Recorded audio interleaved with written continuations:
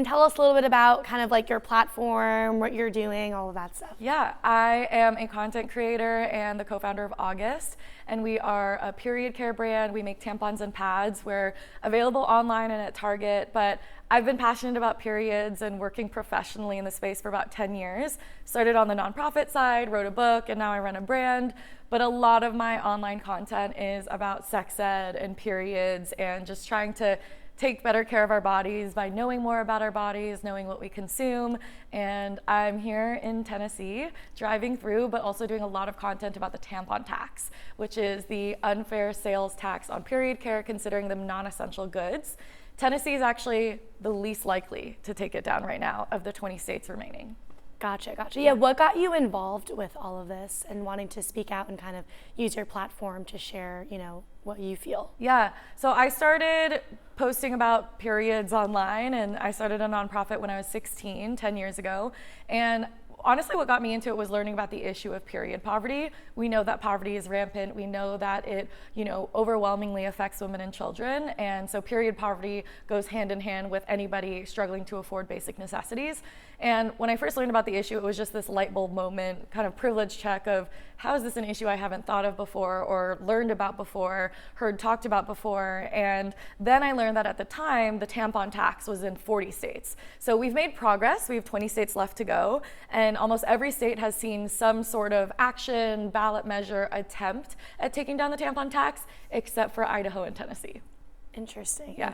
So can you talk a little bit more about specifically Tennessee and why you feel so passionate about having your voice being heard here? Yeah, I think so much of the fight to take down the tampon tax is really just raising awareness, right? This is an archaic sort of categorization of period products as luxury items, right? Non-essential goods. Meanwhile, products like Rogaine, Viagra are considered medical necessities. And a lot of people, like friends of mine who live in Nashville or in Tennessee, they just don't know that they're being charged a tax on period products, right? It's not something that you really think about, but the repercussions are very real for so many people. And it sets this sort of dangerous legal precedent that stands in the way of getting things done like period products in schools and shelters and workplaces. So it's really important to take down the tampon tax. But I would say that I wanted to come through Tennessee and make content and meet as many people locally as possible, because the first step to making change around this is to get people to know that it is an issue, right? And realistically, so the state of Tennessee makes a little over $10 million a year from taxing period products specifically. And so that might sound like a lot, but actually it's less than 0.5% of the overall state budget, right? So taking something down like the tampon tax is kind of it's a bit of a light switch moment if you get the right people to care about it. And a lot of getting policymakers to care about this issue is getting constituents to talk about it. Yeah, have you ever tried getting in contact with lawmakers here in Tennessee? What have their responses been? I've DM'd a lot. I've been completely ghosted, but I will continue trying. I'm so in love with Nashville. The weather is gorgeous. The food is amazing. So I definitely feel like, okay, I'm going to keep coming back and just see if I can knock on some doors. Mm-hmm. Yeah. What about the stigma around periods, tampons, and even just talking about it? Are you also trying to address that as well?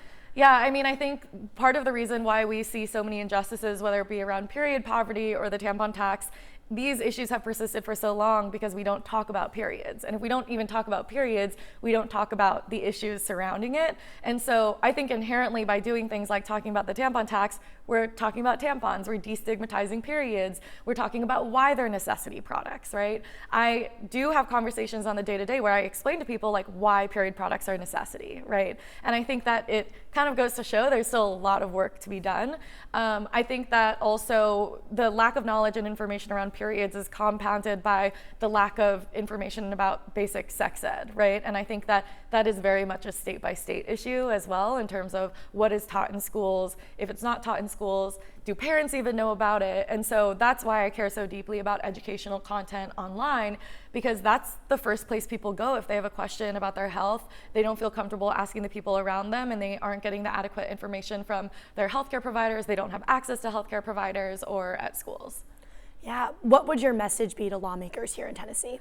I would say talk about periods and take down the tampon tax. The tampon tax should be a bipartisan issue. Everybody gets a period, and I was actually just in Arkansas, and they're closer to taking down the tampon tax. And a constituent I talked to there, she sort of talked to me about how she frames it to lawmakers as a tax cut for families, right? Because families are having to buy this necessity product, and they're currently charged sometimes up to 10% every time they buy period products. That might not sound like a lot, but if you're spending $20 to $30 a month, that could be $2 to $3 a month, dozens of dollars a year. And so for many people, it is a reality that the tampon tax, taking it down, would make a difference. So my message to lawmakers would be, don't be afraid to talk about periods. Periods are not a bad word, and it's an issue that affects so many constituents, over half the global population.